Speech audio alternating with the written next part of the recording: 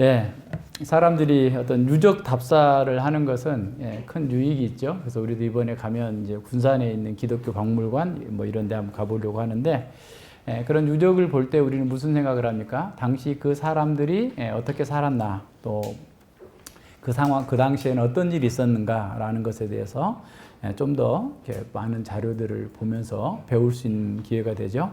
성공한 역사이든 실패한 역사이든 그 역사가 주는 역사적 교훈들을 우리가 어떻게 계승하고 또 발전해야 될지 많은 생각을 할 수 있도록 만들어줍니다. 히브리서의 저자는 성경의 어떤 역사 또 성경의 지리에 대한 훌륭한 가이드를 제시해주고 있습니다. 오늘 또 우리가 이제 성경 지도 이렇게 하기로 했죠. 뒤에 갖다 놨나요? 그러니까 그거를 보면은 이제 거기 빈칸에다가 채우는 거예요.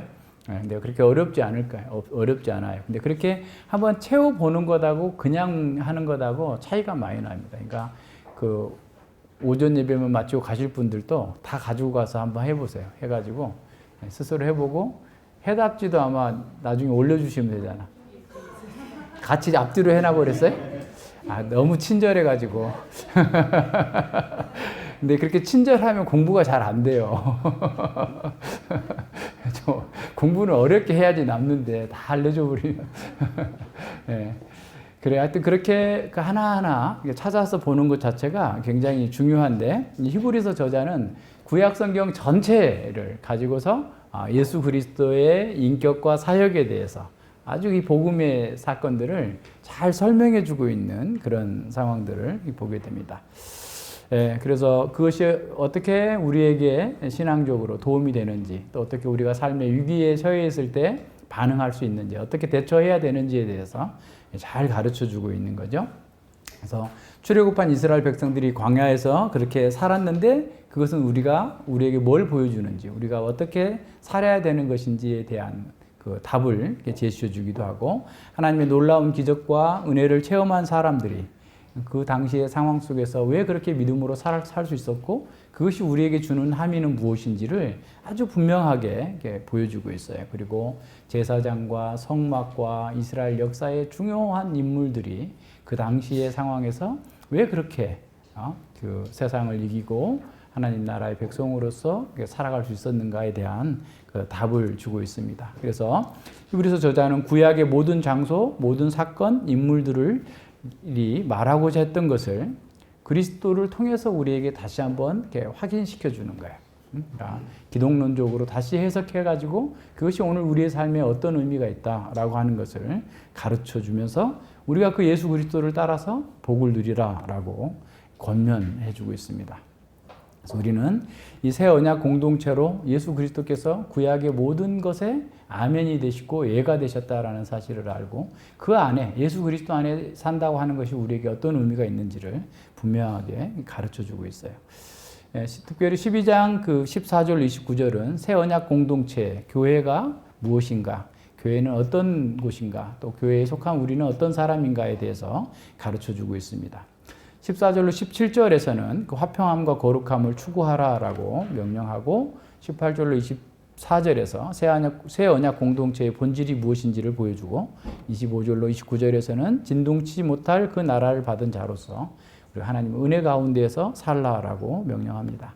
14절 17절에서는 얼마 전 그 수요 예배에서 이렇게 잠깐 살펴보았습니다. 그래서 간략하게 보고 18절로 29절을 좀 더 자세히 보도록 하겠습니다. 14절에 보면 모든 사람으로 더불어 화평함과 거룩함을 조치라 라고 했을 때 이 조치라라는 말은 사냥개가 그 사냥감을 향해서 막 질주해서 쫓아가는 것처럼 그렇게 최선의 전력 질주하라, 온갖 노력을 기울이라 라고 하는 겁니다. 그러니까 우리는 모든 사람과 더불어서 최선을 다해서 온 힘을 다해서 화평함과 거룩함을 추구하기 위해서 힘써야 된다라는 말입니다. 우리가 그렇게 할 수 있는 것은 우리 안에 화평이 있기 때문에 그래요. 우리 안에 진정한 화평이 있고 우리 안에 거룩함이 있기 때문에 다른 사람들 속에서도 그렇게 할 수 있는 것이지 우리 안에 그게 없다면 그렇게 하라고 말씀하시지도 않을 거예요. 그러니까 예수님 안에 있는 우리에게는 이미 화평이 있어요. 우리 마음에 화평이 있지 않으면 우리는 뭐 아무리 좋은 일이 계속돼도 그게 좋지가 않아요. 그러니까 우리 안에 화평이 있음을 근거해서 이렇게 말씀하는 거죠. 왜 우리한테 화평이 있어요? 구약에서 화목제 제사가 있죠. 하나님과 우리가 불화되었을 때 화목 제물로서 이렇게 하나님께 제사를 드리고 그 화목 제물만 또 같이 온 예배자들이 먹을 수가 있어요. 그래서 화목 제물을 함께 나눠 먹어요. 그래서 가족들 주변에 있는 사람들 다 함께 나눠 먹어요. 그러니까 하나님과 화목해 된 사람은 또 이웃과 화평을 도모하고 화목하게 된다라는 것을 보여주는 것이죠. 그러면 예수님께서 우리를 위해서 화목 제물이 되어서 하나님과 우리가 화평케 됐어요.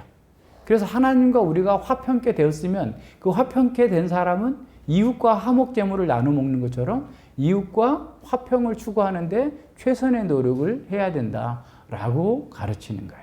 하나님께서 거룩하시니 너희 또한 거룩하라고 하는 것을 최선을 다해서 하라라고 말씀하고 있는 겁니다.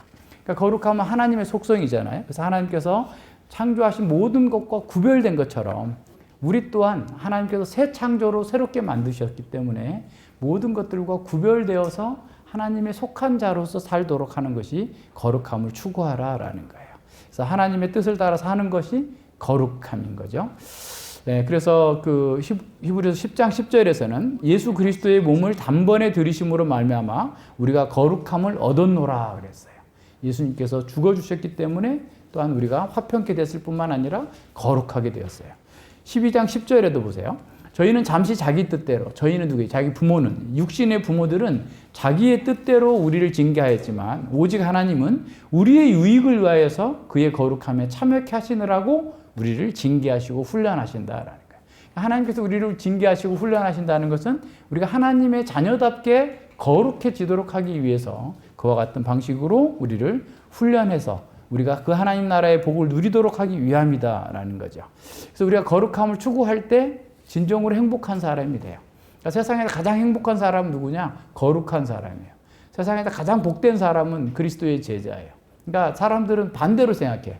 그리스도의 제자가 되면 굉장히 옛날에 중세 수도사들처럼 막 하지 말라는 거 많고 막 안 해야 될 거 많고 굉장히 뭐 금욕주의고 막 이상한 방식으로 사는 것처럼 생각하는데 하나님을 닮은 사람이 가장 행복한 사람이에요.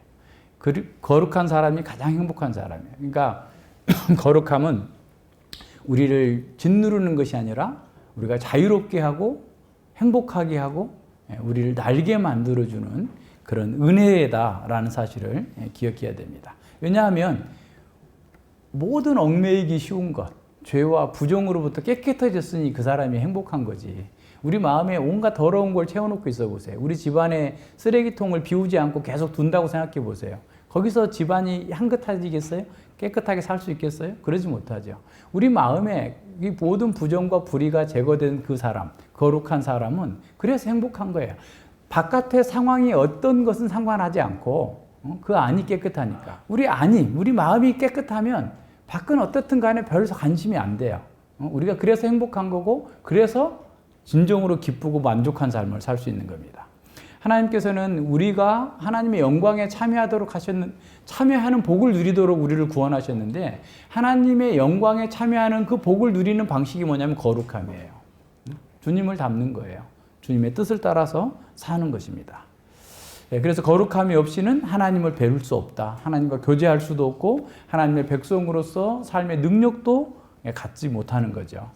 그래서 거룩함 속에서 우리는 하나님을 배웠고 하나님을 만나고 하나님과 동행할 수 있는 복을 누리는 거예요. 그래서 거룩함을 추구하는데 어떻게 해야 돼? 사냥개가 그냥 막 사냥감을 쫓아가는 것처럼 온 힘을 다해서 쫓아가야 돼요. 잘못된 습관 버리기 위해서, 그죠? 뭐 온갖 무슨 요새 뭐 보는 거, 넷플릭스도 끊고 유튜브도 끊고 뭐도 끊고 뭐 다 끊고 그죠? 끊어내고 우리 마음에 말씀으로 채워야지. 그거 다 들어가 있으면 말씀이 들어갈 자리가 없어요. 시간 자체도 없잖아요. 그거 보는 시간이 얼마나 많아요. 한번 봤다 하면은 뭐 또 계속 볼 텐데, 그죠? 그게 또 계속 보게 하는 게 그들의 또 능력이잖아요. 그 뭐 제작자들의 능력이고 거기에 사로잡히게 하고 그러는 건데, 하여튼 그런 모든 면에서 그걸 끊어내기 위해서 또 적극적으로 하나님의 뜻을 따라 살기 위해서 더 열심히 해야 됩니다. 이어서 히브리서 저자는 세 가지 두려워해야 될 것을 얘기합니다. 첫째, 너희는 하나님의 은혜에 이르지 못할 자가 있는가 두려워하라 라는 거예요. 두 번째, 쓴뿌리가 나서 괴롭게 하고 많은 사람이 이로 말미암아 더러움을 입을까 두려워하고, 세 번째, 음행하는 자와 혹 한 그릇 식물을 위하여 장자의 명분을 판 에서와 같이 망령된 자가 있을까 두려워하라 그랬어요. 너희의 아는 바와 같이 저가 에서가 그 후에 축복을 기업으로 받으려고 눈물을 흘리며 구하되 버림바가 되어 회개할 기회를 얻지 못하였느니라. 그러니까 이게 얼마나 중요한지를 보여주고 있는 거죠. 하나님의 은혜에 이르지 못할 자 두려워하라.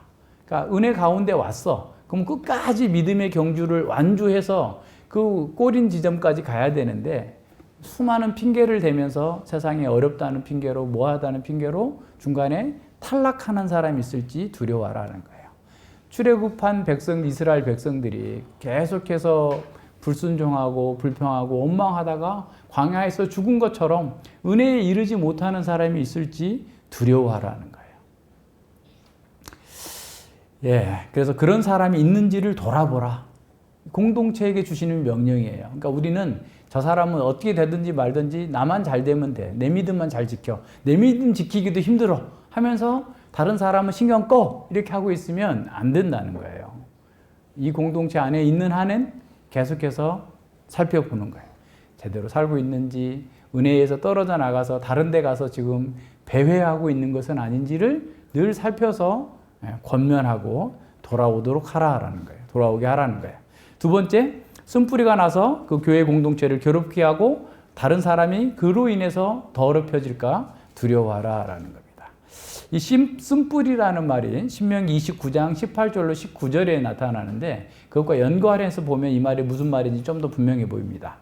너희 중에 남자나 여자나 가족이나 집하나 오늘날 그 마음이 우리 하나님 여호와를 떠나서 그 모든 민족의 신들에게 가서 섬길까 염려하여, 그러니까 우상숭배, 다른 주변에 있는 민족들을 따라서 우상숭배하러 가는 것을 섬길까 염려하여서 독초와 쑥의 뿌리가 너희 중에 생겨서 이 저주의 말을 듣고도 이 경고의 말을 듣고도 심중에 위로하여 이르기를 내가 내 마음을 강팍게 하여 젖은 것과 마른 것을 멸할지라도 평안하리라 할까 염려하라.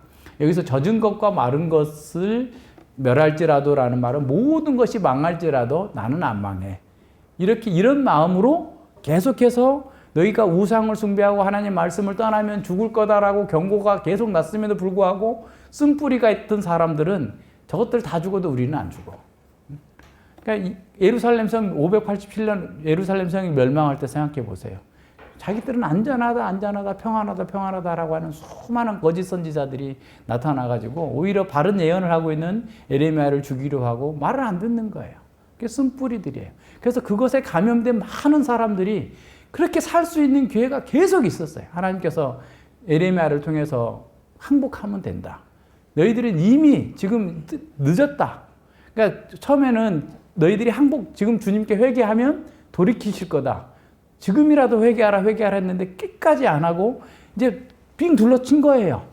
그러니까 주전 589년 10월에 예루살렘 성을 둘러쌌어요. 그럼 이제라도 항복해라. 라고 하는데도 안 해. 금방 저 애굽에서 올 거야. 애굽에서 구원하러 올 거야. 라고 하면서 헛된 희망에 빠져가지고 안 하다가 다 멸망한 거잖아요. 교회도 그럴 수 있다는 거예요. 교회사를 보면 교회가 무너지는 시대에 딱 오늘 우리 시대하고 똑같아요. 교회에서 죄에 대해서 얘기하지 않습니다. 교회에 대해서 누구의 삶도 간섭하려고 하지 않고 세상을 추구하고 세상과 똑같아요. 근데 그게 우리는 초대교회는 그러지 않았을 거다 생각하잖아요. 초대교회도 그런 사람들이 너무너무 많았어요. 교회를 다니면서도 그 오컬트, 다른 신들에게 제사하러 가는 사람들도 있고 온갖 짓을 다 하는 사람도 있어요. 그래서 고린도전서에 나와 있는 것도 그런 거예요.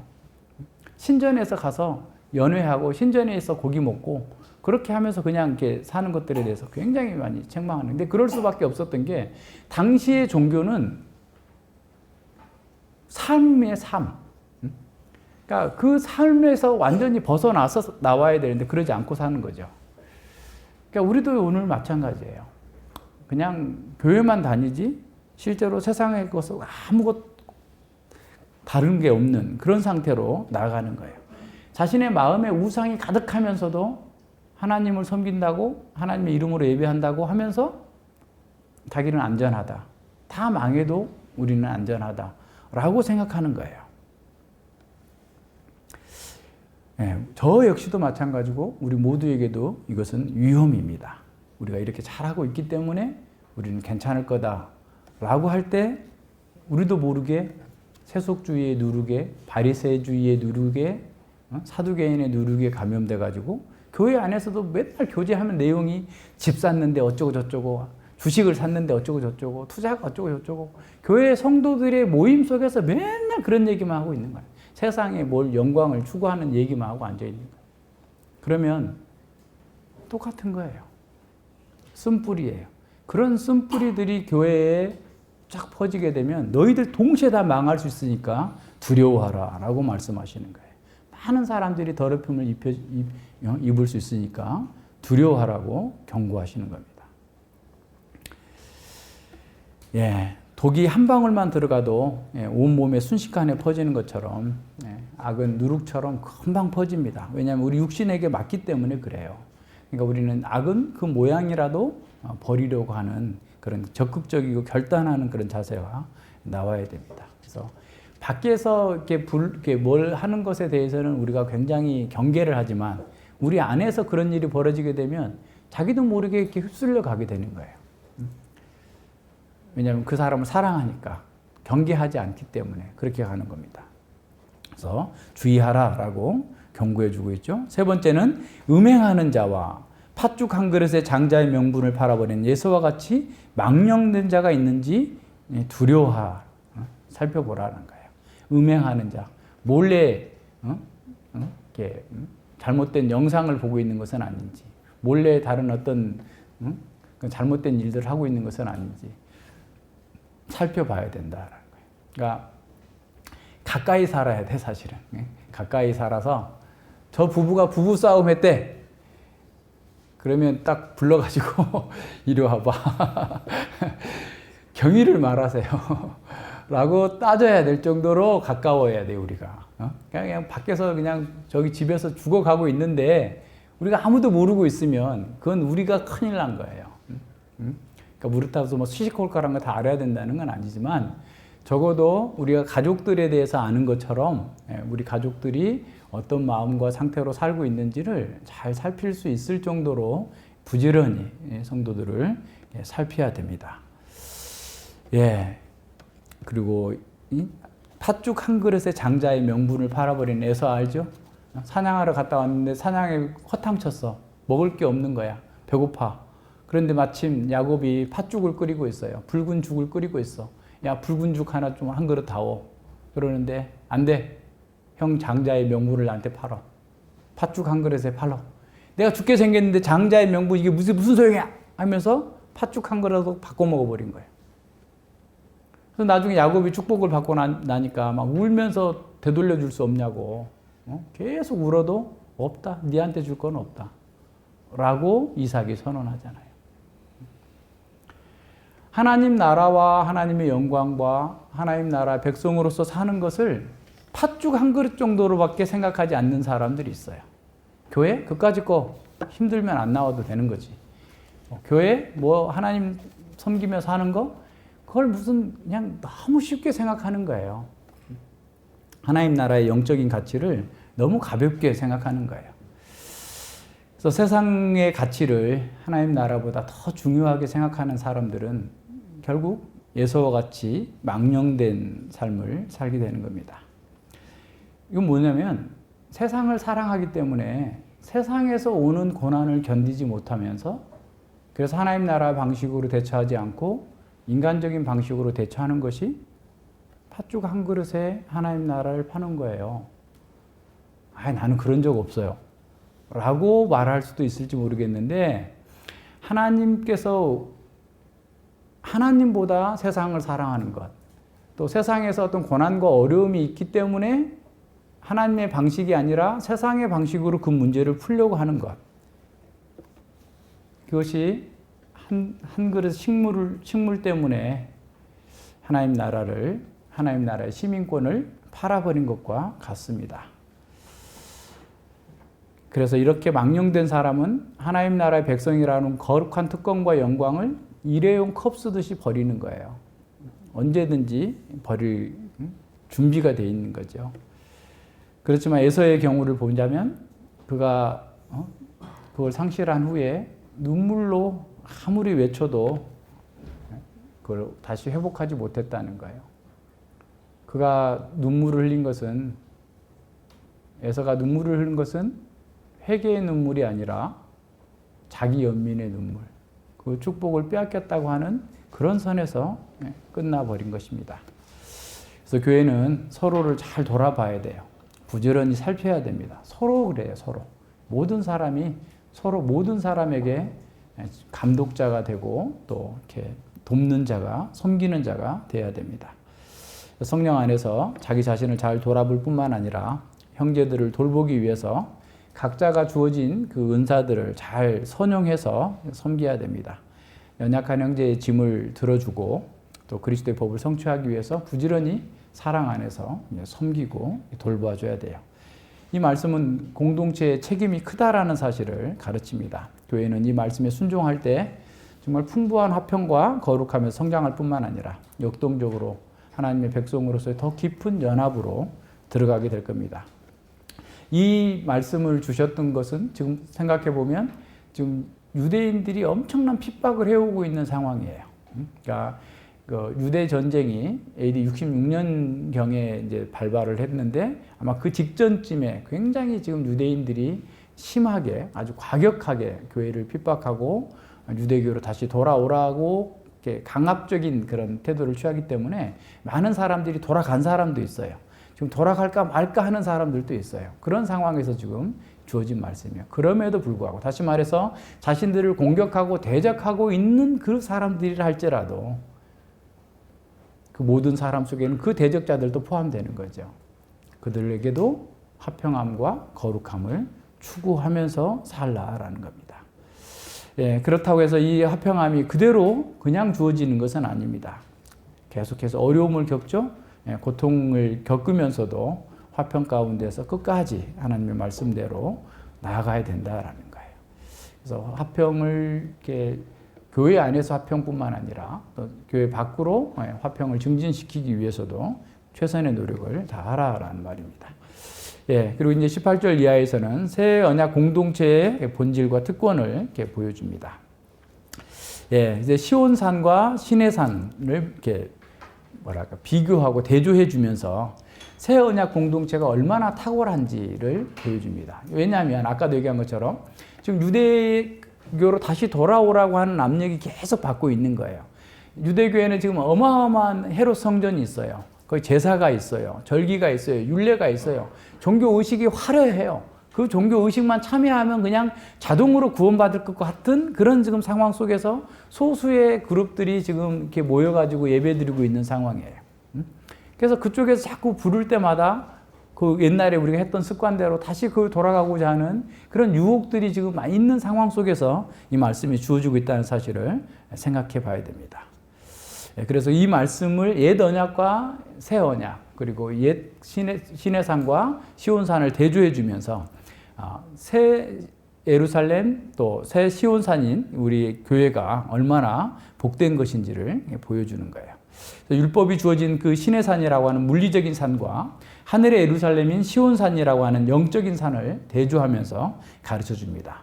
이는 옛 언약의 물리적인 모습과 새 언약의 영적인 측면을 극적으로 대조해 주면서 그 새 언약에 속한 사람들에게 주어진 그 특권이 얼마나 큰 건지를 보여주는 거죠. 옛 언약 안에서 하나님의 거룩하심과 위엄은 그분의 임재와 함께 나타나는 그런 초자연적인 표징들로 나타났어요. 불붙는 산, 후군, 시커먼 구름, 흑암, 그 다음에 하늘의 나팔, 또 찌르는 듯한 어떤 그냥 큰 소리로 울려오고 있는 그런 상태에서 옛 언약. 그래서 이런 신현 현상은 하나님과 또 사람 사이의 어마어마한 거리감, 그러니까 초월적인 하나님과 우리가 얼마나 큰 차이가 있는지를 보여주는 그 거리감을 드러내줬다고 하는 거예요. 그래서 이 하나님의 음성과 위엄의 그 압도적인 영광 때문에 그 하나님의 말씀을 직접 들을 수 없다고 하소연했던 그 백성들의 모습들을 상기시킵니다. 이런 상황은 하나님께서 직접 친밀하게 말씀하시는 이 새 언약의 공동체와 얼마나 큰 대조를 이루는지를 보라 하는 거예요. 그래서 시내산에서 하나님께 가까이 하지 말라라고 경고를 받았죠. 만약에 짐승이라도 오면 돌로 침을 당할 것이다. 죽임을 당할 거다라고 하는 경고가 있었어요. 그러나 새 언약 아래에 있는 사람은 하나님께 올라가는 길이 활짝 열려 있고 그 길로 가는 사람만이 생명을 얻고 누리고 있다라는 사실을 보여줍니다. 그래서 우리가 하나님께 나아가는 길은 죽음의 길이 아니라 새롭고 산 길이다라고 선언합니다. 즉 사탄과 사망을 이기고 영원한 생명을 얻은 사람의 길이다는 겁니다. 우리는 그 길을 갈 때 우리를 위해서 중보하시는 영원한 대제사장과 함께 갑니다. 율법이 주어졌을 때 사람들은 사망 아래에 있었죠. 그러나 이제 복음 아래에 있는 사람에게 우리는 이제 사망에서 죽음에서 해방되었고 충만한 생명 가운데 즐거움으로 살 수 있어요. 그러니까 전에는 접근이 금지되었던 지상의 시내산, 그 산은 우리가 갈 수 없지만 영원한 영광의 특권을 발산하는 하늘의 예루살렘, 하늘의 시온산의 문은 우리에게 활짝 열렸다라는 거예요.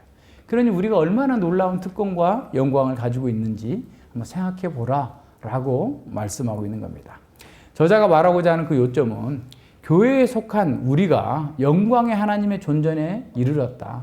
휘장이 찢어졌고 이제는 하나님께 마음껏 담대하게 나아갈 수 있는 그 길이 열렸다라는 겁니다. 그래서 여기서 긍정적인 비교가 존재하고 있는 거죠.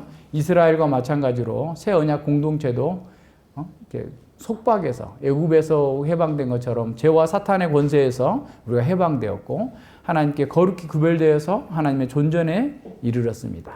그래서 옛 언약과 새 언약의 약속과 축복은 다 동일하지만 하나님께 나아가는 길이 이렇게 활짝 열렸고 담대하게 나아갈 수 있는 그 길이 열려 있었다라는 거예요. 그래서 백성의 죄 때문에 하나님께 가까이 나아갈 수 없었던 그 율법의 산, 신의 산은 하나님의 어미를 보여줍니다. 하지만 하나님의 은혜의 산, 시온산은 하나님의 사랑을 보여주는 거죠. 시온산에서 우리의 그 구주이신 하나님의 아들이 이 땅에 오셔서 율법을 다 완전하게 행하시고 자기를 화목제물로 드리심으로 말미암아서 우리가 하나님 예수 그리스도 안에서 하늘의 지성소로 담대히 나아갈 수 있게 되었습니다. 이것이 우리의 특권과 영광입니다. 그래서 1세기 당시에 이 유대인 크리스천들은 어떻게 보면 친구나 가족이나 그리고 또 유대교에 속한 사람들, 이웃들로부터 엄청난 핍박과 조롱을 계속 받고 있는 상황이라는 사실을 기억해야 됩니다. 그들이 믿는 기독교는 나사렛 이단 괴수를 추종하면서 유대교의 이 위대하고 장엄한 성전의 제사, 의식을 다 버리고 율례를 모두 버렸다고 하는 그 비판에 직면해 있었어요.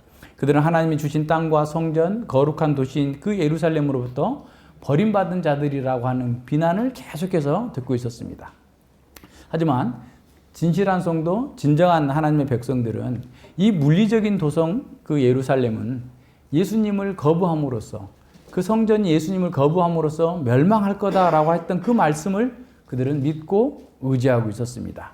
그들은 예수님께서 예수님 안에 있는 그 하나님 나라가 그들 안에 예수님의 통치 안에 이미 하나님 나라를 자기들이 누리고 있고 그 하나님 나라가 극치에 이르게 될 것을 알고서 그들의 핍박과 조롱과 그 회유에도 불구하고 계속해서 그 말씀을 따라서 나아가고 있는 거예요.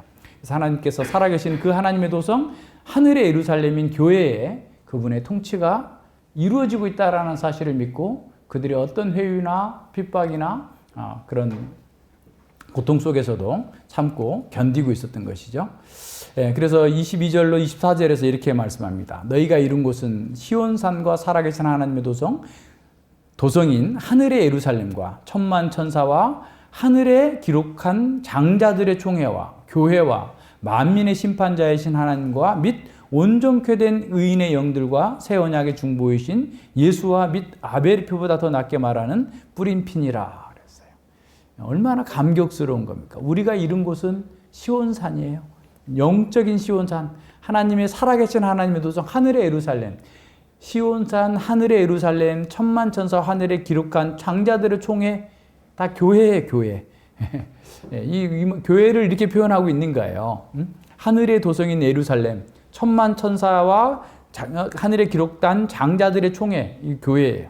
그래서 교회와 만민의 심판자신 하나님 및 그 온전케 된 의인의 영과 새 언약의 중보신 예수님과 함께 우리가 지금 있다라는 거예요. 그러니까 우리의 정체성이 어디에 있는지 봐야 되는 거죠. 아까도 우리가 하나님의 아들이고 하나님이 우리의 아버지시고 하나님이 우리의 창조주이신 것처럼 하나님께서 지금 우리와 함께하고 하늘 예루살렘 속에서 우리가 살고 있고 하늘 예루살렘의 그 무엇으로도 범할 수 없는 그곳에 우리가 함께 있다라는 사실을 이렇게 선언하고 있는 거예요.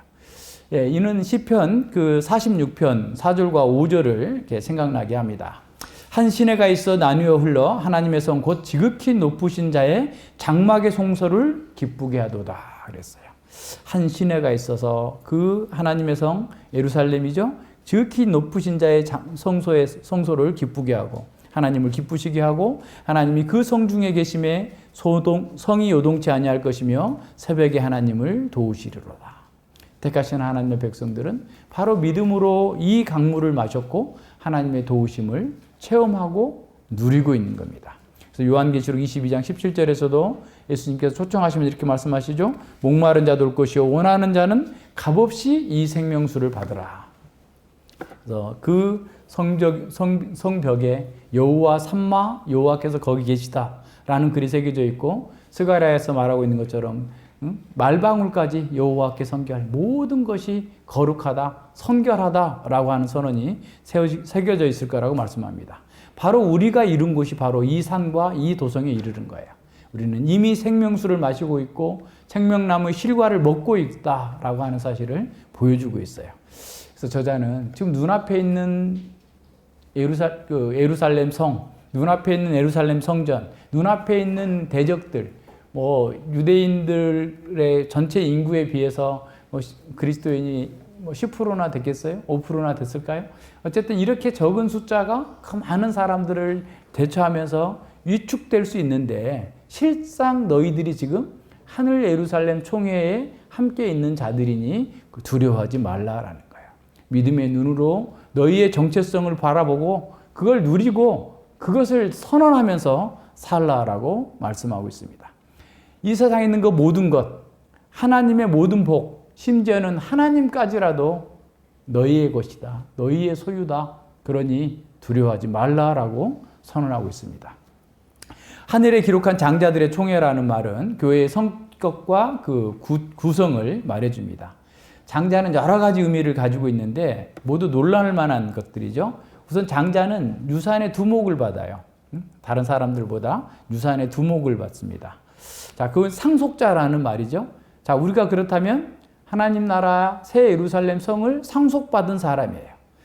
그 성을 상속한 사람이 우리인 거예요. 상속자는 자신의 업적이나 자신의 공로 때문에 상속받는 게 아니에요. 뭐 때문에 상속받죠? 출생 때문에 받는 거예요. 그죠? 그래서 이제 그 아버지가 돌아가셨다. 그러면 아버지의 자녀들은 다 이렇게 상속 지분이 있어요. 그런데 다른 사람이 데려온 그 사람의 자녀는 상속 지분이 없어요. 상속을 받으려면 양자로 그 호적에 입양을 하든가 어떤 절차를 거치지 않으면 그가 안 되는 거예요. 그러니까 우리가 마찬가지로 우리가 지금 하나님 나라를 상속받게 되는데 우리가 주어진 어떤 노력이나 우리가 뭔가를 해서 받는 게 아니라 예수 그리스도께서 우리를 택하셔서 하나님의 양자로 입적해 놓으셨기 때문에 우리가 그 속에서 장자의 총회에 들어가서 우리의 몫을 받는 겁니다.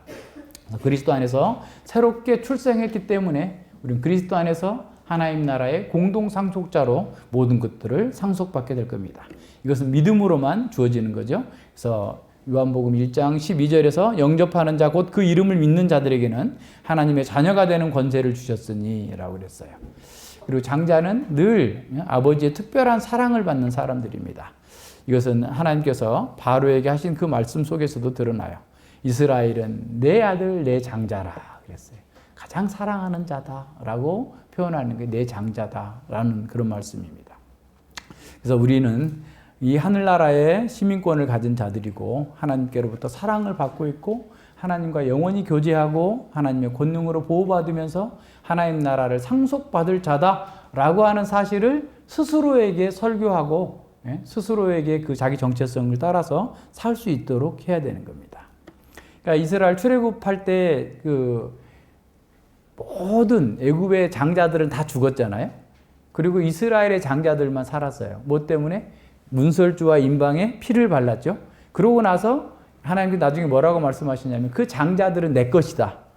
장자는 내 것이니까 이 장자를 대신해서 속전을 내라. 그죠? 그래서 속전이 생겨난 거예요. 생명의 속전이 생겨난 거예요. 자, 그렇다면 우리가 하나님의 장자의 총회에 들어갔다. 우리를 대신해서 예수님이 죽어주신 거예요. 그래서 장자는 하나님의 것이라고 그랬어요. 그러면 나는 하나님의 것이고 하나님께 헌신된 사람이다 라고 하는 정체성을 인식하고 살아야 돼요. 그러니까 그냥 예전처럼 아무 생각 없이 살면 안 돼요, 우리는. 그죠? 새로운 사람이고 하나님 나라에 상속받을 장자로서 우리가 이 땅에 새로운 정체성을 가졌다는 사실을 알고 살아가야 됩니다. 그래서 우리가 이스라엘 장자들이 하나님께 속한 것처럼 우리 또한 하나님께 속한 거예요.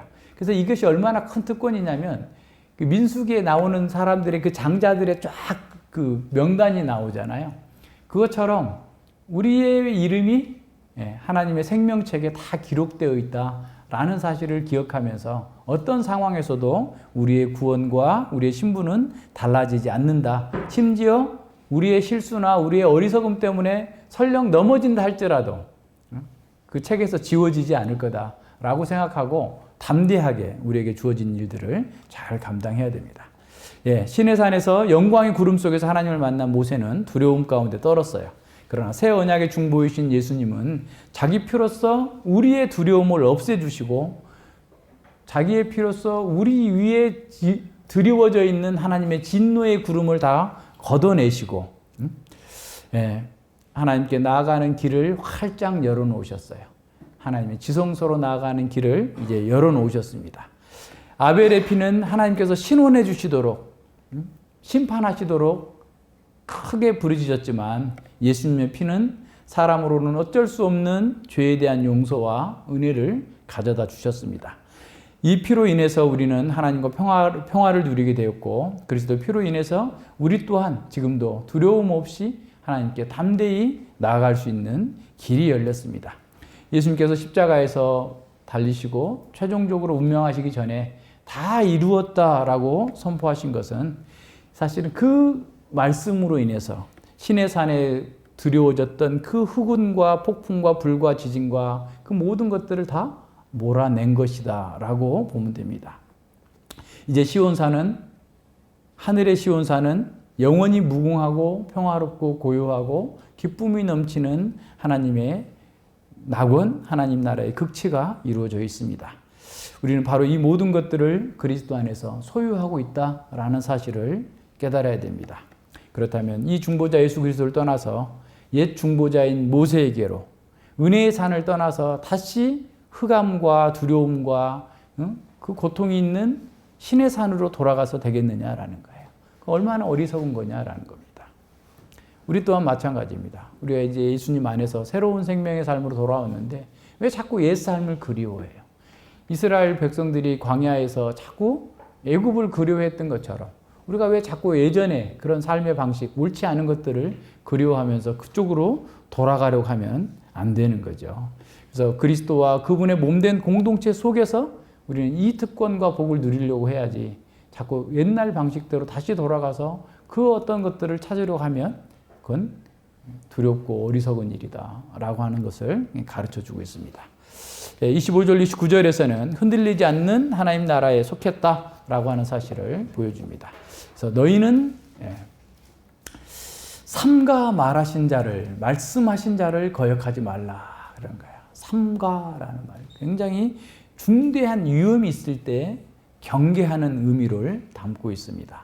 그래서 3장 12절에서도 형제들아 너희는 삼가 혹 너희 중에 믿지 아니하는 악한 마음을 품고 살아계신 하나님께서 떨어질까 조심하라.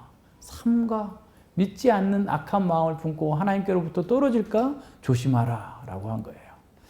예, 그렇다면 그 25절의 말씀이 이런 겁니다. 이스라엘 백성이 신의 산에서 주신 그 하나님의 계시에 대해서 마음을 완고하게 하고 잘못된 마음을 품었을 때 가장 혹독한 벌을 면하지 못했다고 한다면 천상의 시온, 하늘의 시온산에서 우리에게 주신 이 복음을 무시하면 얼마나 무섭겠느냐, 얼마나 두렵겠느냐.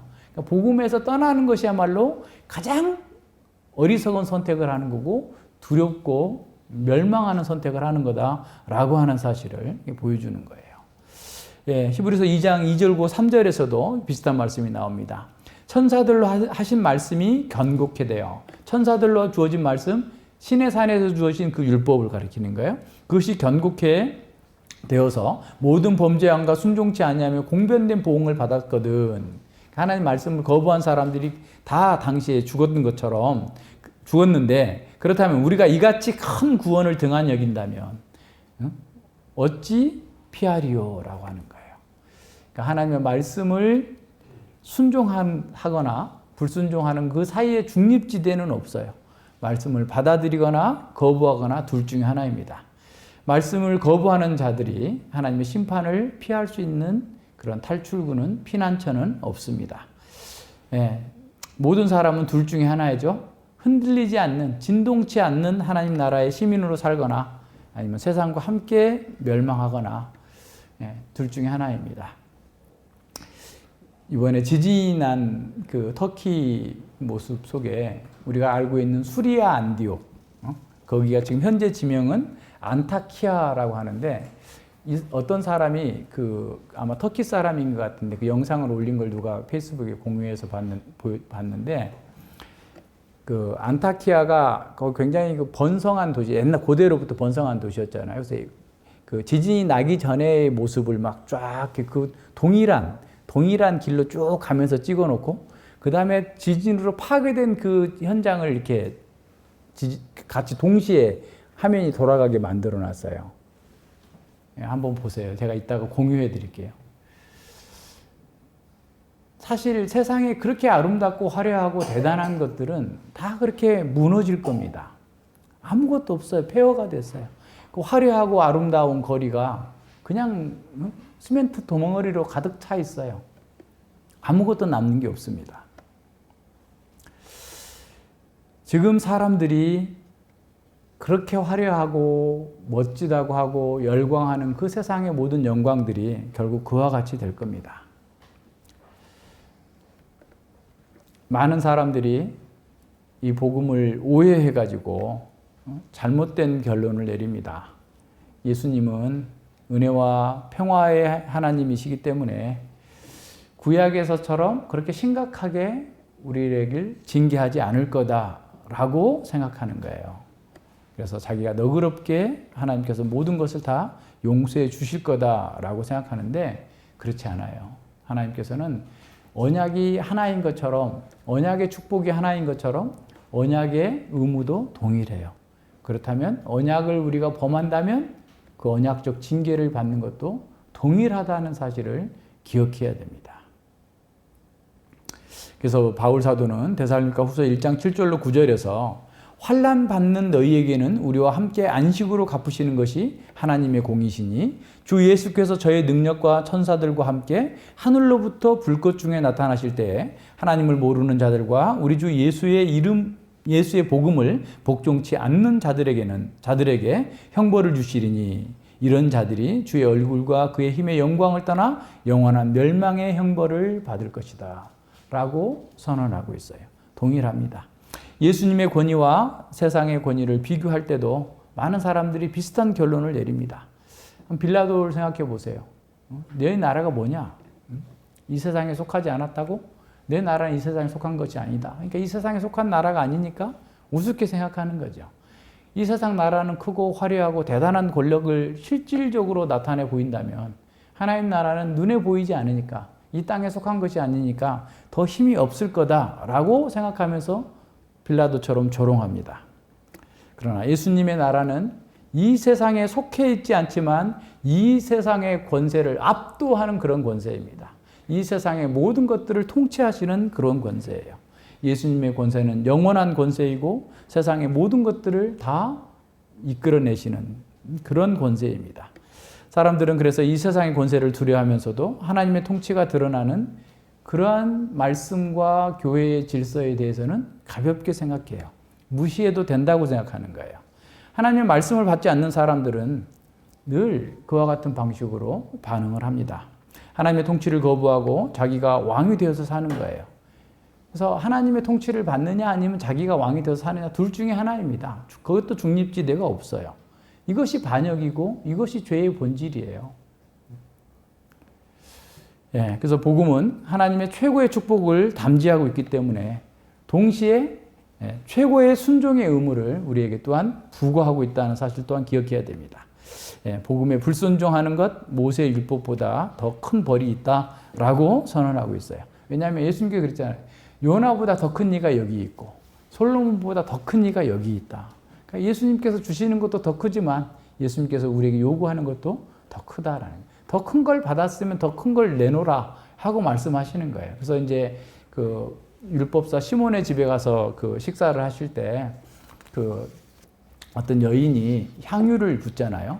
근데 이제 우리는 이렇게 뭐랄까, 우리 이렇게 앉아서 밥을 먹는데 어떻게 발에다가 향유를 부었을까 이렇게 생각을 하는데 당시의 사람들은 이제 다음 시간에 보겠지만 이 왼손을 여기다 기대고 이렇게 누워서 비스듬하게 누워서 먹어요. 근데 이제 상이 우리처럼 이렇게 딱 기역자로 돼 있는 게 아니고 이렇게 펴져 이렇게 무슨 그 뒤에 등받이가 없는 상이 있는데 또 그 다음 사람이 이렇게 앉아요. 그래서 이제 그렇게 앉다 보면 발은 뒤로 빠지잖아. 그렇죠? 어떻게 되는지 상황이 기억이 되죠? 그러니까 발이 뒤로 빠지니까 그 발을 뒤에서 이렇게 뿌리고 자기 머리로 이렇게 닦고 그렇게 한 거예요. 그러니까 그런 방식으로 식사를 했는데 그게 이제 원래는 유대인들이 그렇게 식사를 안 했는데 헬라화 되면서 그렇게 됐어요. 그러니까 로마 사람들도 원래 그렇게 안 했었다고 그래요. 근데 나중에 뭐 소아시아, 마케도니아 쪽 사람들 그렇게 식사를 하다 보니까 그게 번져가지고 그래서 이게 약간 비스듬하게 누워서 먹으려면 여러 사람이 앉을 수 없잖아요. 보통 그 한 3명 정도가 누워서 이렇게 들어 누워서 이렇게 먹을 수 있는 그런 정도의 그 상이라고 하는데, 그러니까 그런 상태를 우리가 생각해 본다면 하나님께서 우리에게 그 허락하신 것들을 그 말씀 가운데에서 잘 받고 누리고 사는 것이 얼마나 복된 건지를 알고 따라 나가야 되는데 자꾸 이제 그 자기 생각 속에서 왜곡하는 거죠. 그러니까 우리가 그 당시의 문화를 몰라서도 그렇지만 우리가 어떤 자세에서 어떤 위치에서 본문을 보느냐에 따라서 잘못 보게 되는 거예요. 성경을 오해하는 거예요. 그래서 이제 그 요한복음 13장에 그 사도 요한이 예수님의 품에 안겨서 밥을 먹었다고 그랬잖아요. 기억나세요? 마지막 만찬에. 그러니까 저기 그 흔히 그 마지막 최후의 만찬이라고 그려놓은 레오나르도 다빈치가 그린 그림은 틀린 그림이에요. 그렇게 먹지도 않을 뿐만 아니라 그렇게 앉지도 않았어요. 근데 거기 품에 이렇게 기대어 앉았다라고 하니까 동성애자들은 뭐라고 한지 아세요? 예수님과 요한이 동성애했다. 동성애자다. 밥 먹으면서 품에 앉아서 먹다니 제자들 속에서.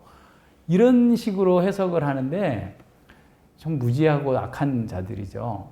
근데 그 말은 어떤 거냐면 예수님 옆자리에 앉았다 그 말이에요. 그 옆자리에 앉았다라는 말의 관용적인 표현이란 말이에요. 그게 품에 앉은 게 아니고 그러니까 이렇게 기대고 있으면 또 옆에 또 기대고 한 펼쳐진 의자에 3명 정도 앉는데 바로 그 옆자리에 앉아 있었다라는 그런 표현이거든요.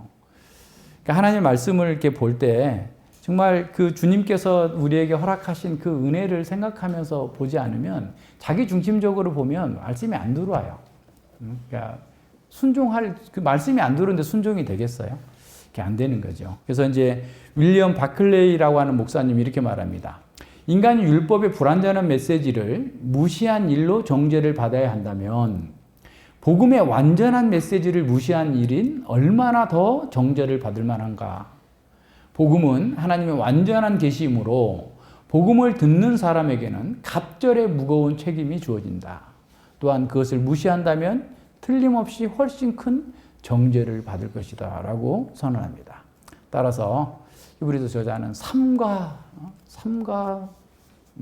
그 말씀하신 자를 거역하지 말라라고 어떻게 보면 간절히 부탁하고 있는 그 상황을 보게 됩니다. 26절과 27절도 봅니다. 그때에는 그 소리가 땅을 진동하였거니와, 그러니까 첫 그 언약을 받을 때 시내산은 땅을 진동하였거니와 이제 약속하여 가라사대 내가 또 한 번 땅만 아니라 하늘도 진동하리라 하셨느니라.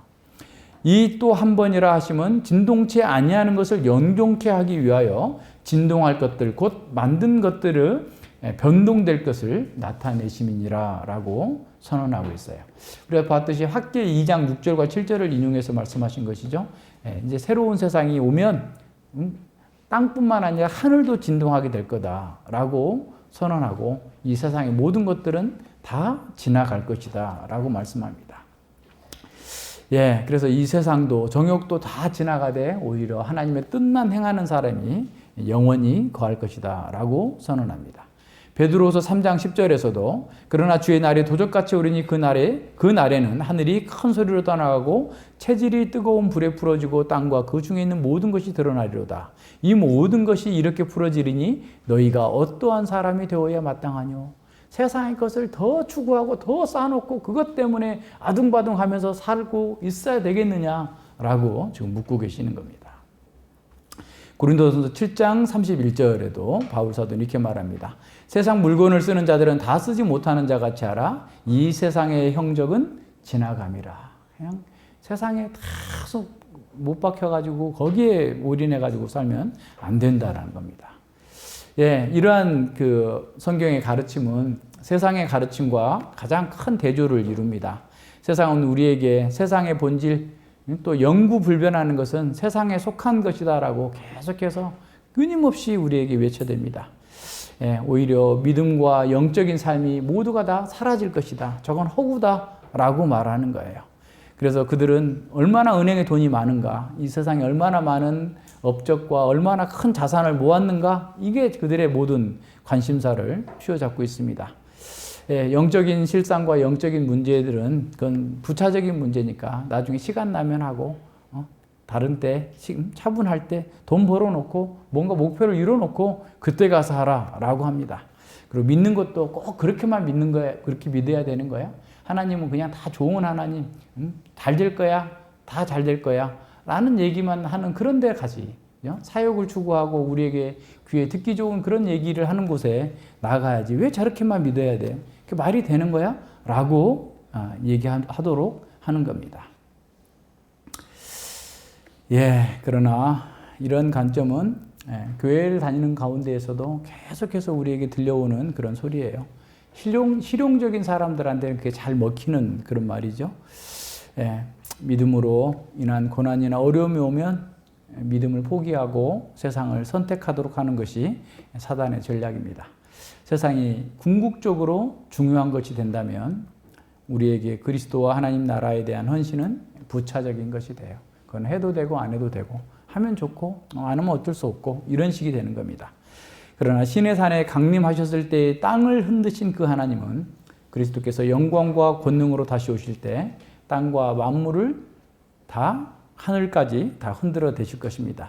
이 세상의 모든 것은 사라질 것입니다. 자기의 안전과 자기의 구원의 근거를 이 세상의 것에 두었던 사람들은 세상과 함께 멸망하게 될 겁니다.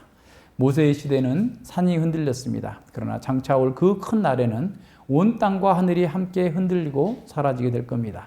그렇지만 우리는 참으로 흔들리지 않는 이 세계에 속해 있습니다.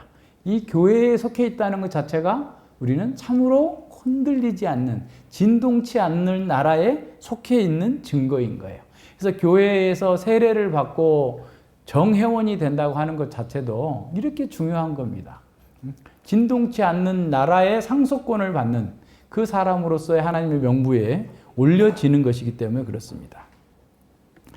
그래서 우리가 속한 이 하나님 나라는 모든 것이 무너져도 결코 무너지지 않습니다. 영존할 겁니다. 따라서 우리는 이 나라에 속한, 하나님 나라에 속한 사람답게 확신하면서 담대하게 살아야 돼요. 그래야만 세상의 것을 상대화할 수 있어요. 근데 그게 안 되면 계속 세상이 커 보이고 그걸 놓치면 죽을 것처럼 하다가 진짜로 죽는 거예요. 죽지 않습니다. 예, 우리는 하늘의 지폐, 천상의 지폐에 대한 묘사는 이렇게 장황하게 해주시는 것은 우리의 정체성과 우리의 장래의 영광이 어떠한 것인지를 깊이 깨닫고 그것에 근거해서 살라라는 겁니다. 그래서 우리는 현재 이 땅에서 하나님 나라의 기쁨을 누리면서 동시에 지상의 환란을 통과해야 된다는 것도 알고 있어요. 그래서 환란의 과정을 지나간다 할지라도 우리는 그리스도와 함께 있고 그리스도와 함께 그 과정을 지나간다라고 하는 사실을 기억하면서 담대하게 기쁨으로 감사함으로 인내하면서 능동적으로 갈 수 있어요.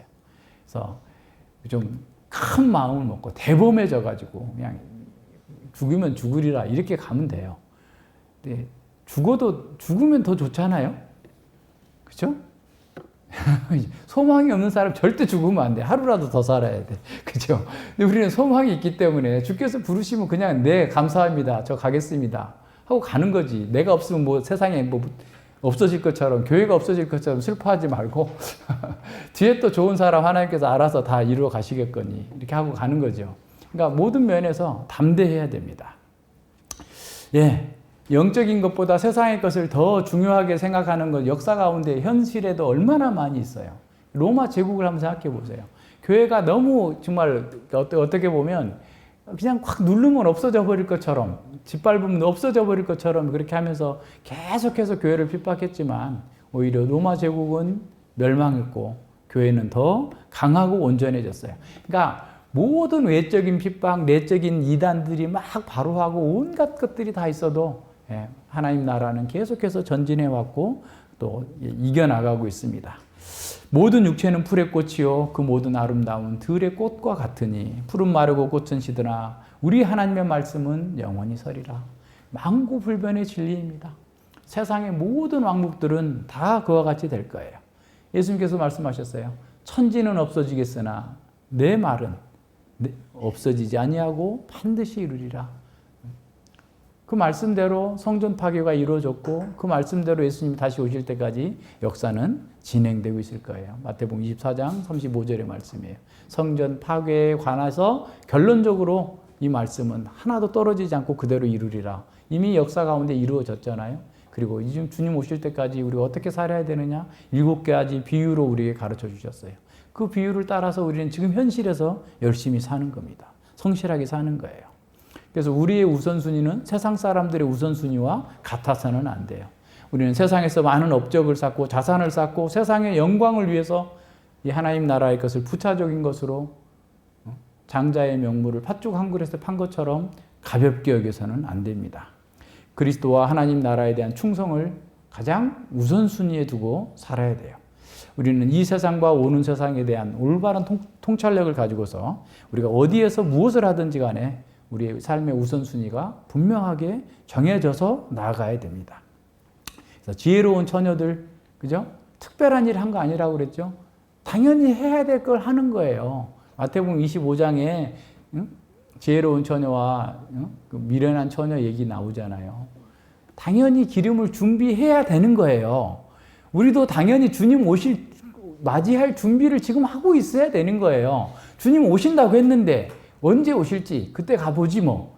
이런 식으로 사는 사람은 어리석은 사람들인 거잖아요. 어리석은 처녀들이랑 마찬가지잖아요.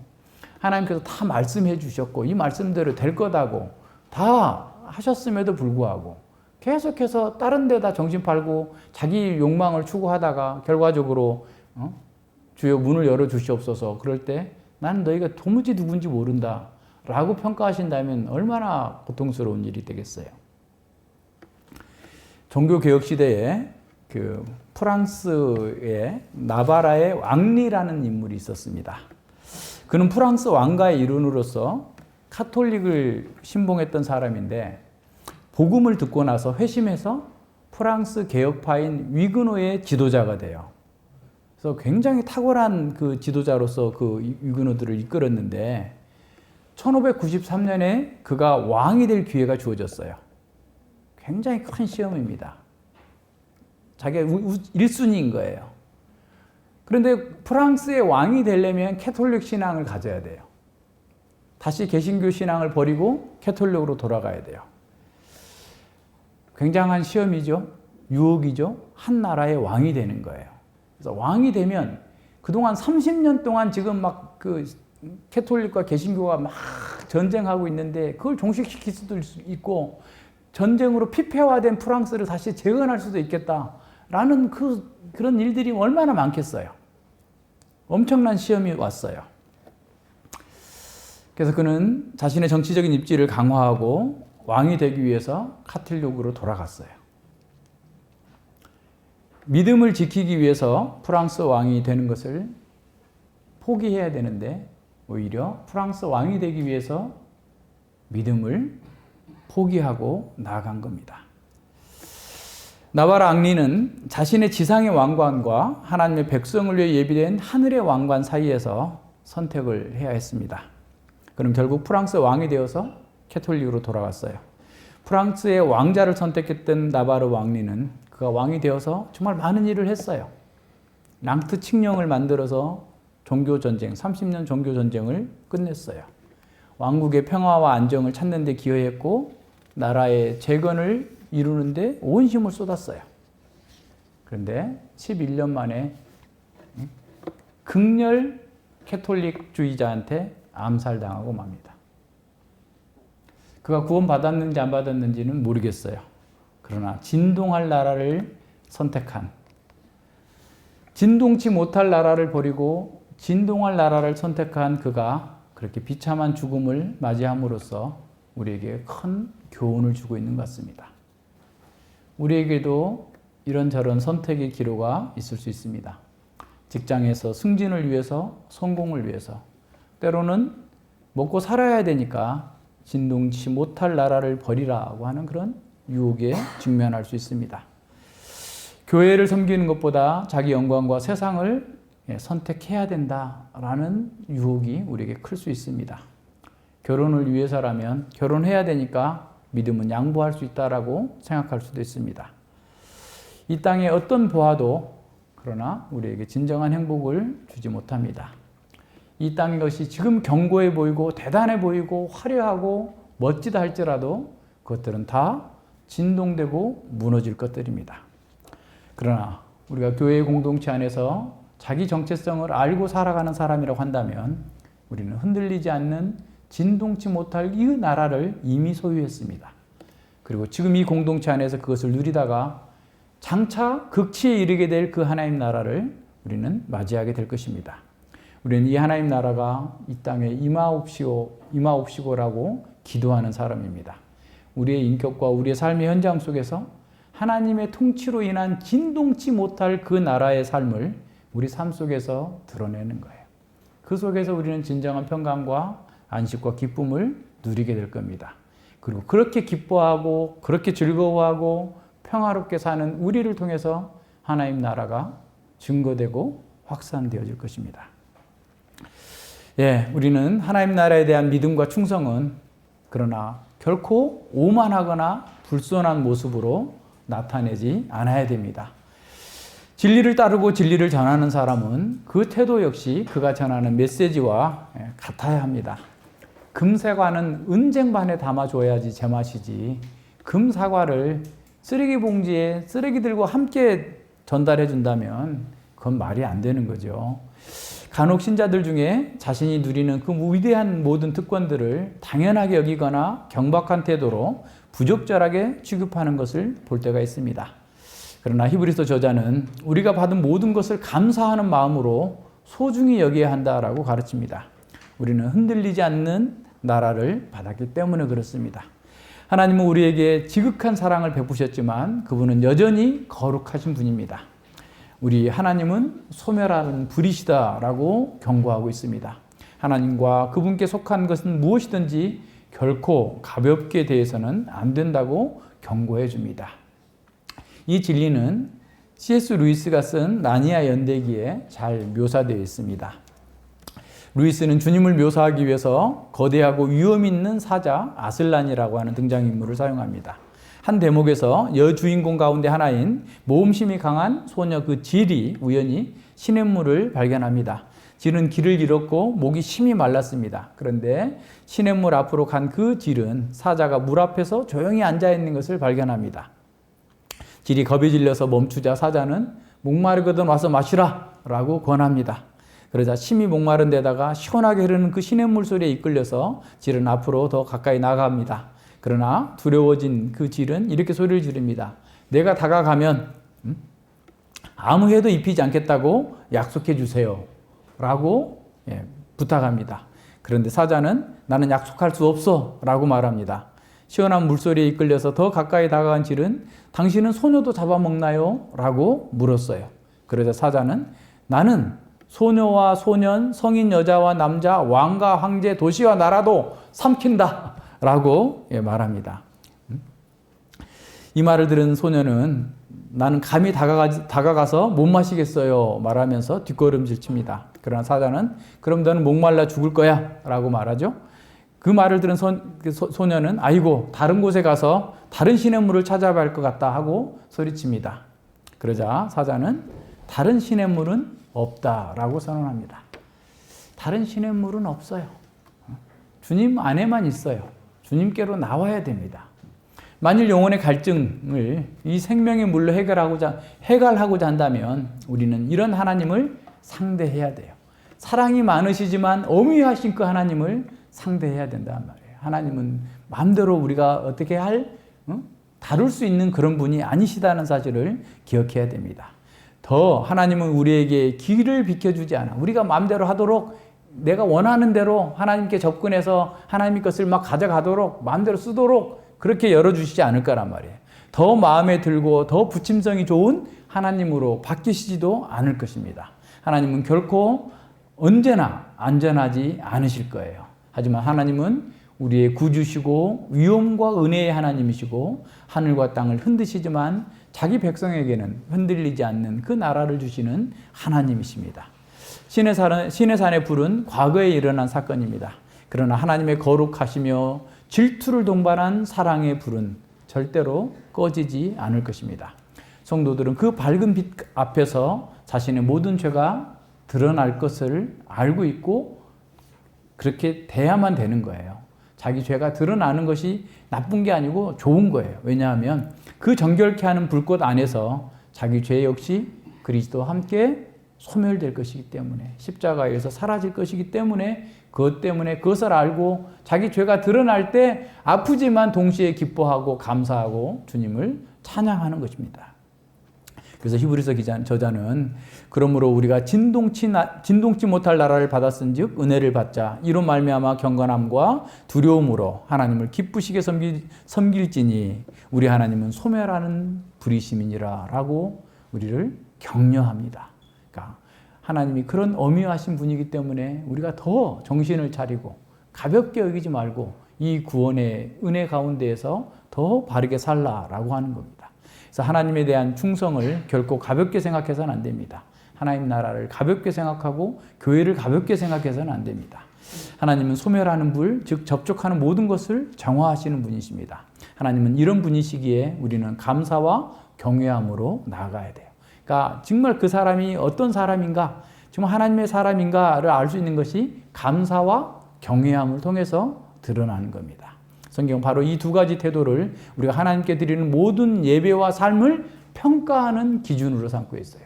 예배도 감사함으로 나오나 삶에서도 감사함이 넘치는가, 하나님을 경외함으로써 삼가 두려워하면서 자기에게 주어진 역할을 잘하고 있는가, 이걸 보는 거예요. 세상을 갈망하고 세상을 선택하여 질투하시는 하나님의 분노를 일으키지 말고 감사를 드리고 은혜를 받자라고 지금 말씀하시고 있습니다. 자, 선택은 우리가 하는 것입니다. 우리 앞에 두 가지 선택의 방향이 있어요. 세상의 우선순위를 둘 것인가, 영원한 하나님 나라의 우선순위를 둘 것인가. 지금은 하나님 나라가 세상보다 커 보이지 않을 수 있습니다. 그러나 믿음의 눈으로 보는 사람은 모든 것을 팔아서 그 나라를 살 만큼 하나님 나라는 크고 영화롭고 놀라운 것입니다. 그래서 우리에게 주어진 이 진동치 않는 나라를 보는 눈을 가진 사람은 변동될 것에 마음을 빼앗기지 않고 담대하게 자기에게 주어진 길을 가게 될 것입니다. 예, 복음을 전하려고 아우카 인디언들에게 갔던, 그래서 그들의 손에 목숨을 잃었던 짐 엘리엇이라고 하는 선교사는 그 일기에 이렇게 쓰여 있었습니다. 예, 이룰 수 없는 것을 얻기 위해서 붙들 수 없는 것을 포기하는 사람은 어리석은 사람이 아니다. 오히려 복 있는 사람인 거죠. 이 세상에 진동될 것을 붙들고서 그냥 아둥바둥하고 살지 말고 오히려 진동치 않을 나라, 그 하나님 나라의 백성으로서 담대하게 우리에게 주어진 길을 가야 되겠습니다. 기도합니다. 예, 하나님 아버지 감사드립니다. 주님께서 우리에게 허락하신 은혜가 얼마나 크고 놀라운지를 다시 한번 보았습니다. 이 세상 가운데에서 참으로 이 역사 가운데에서 가장 귀하고 복된 하나님의 아들께서 우리를 구원하시고 우리를 하나님의 백성 삼으시고 하나님의 자녀가 되게 하시고 하나님의 상속자가 되어서 참으로 이 하나님 나라의 복을 누릴 수 있도록 은혜를 베풀어 주셔서 감사를 드립니다. 우리가 이런 우리의 정체성을 잘 인식하고 범사에 하나님의 백성답게 참으로 그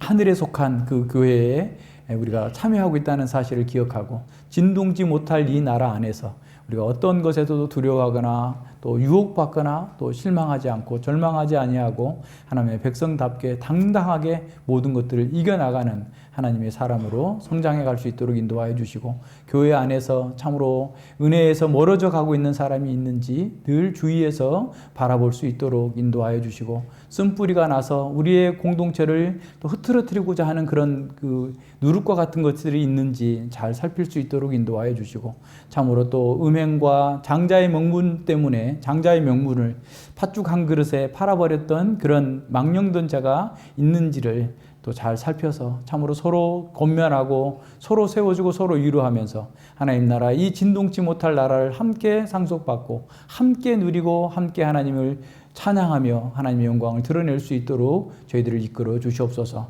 감사드리며 예수님 이름으로 기도드립니다. 아멘.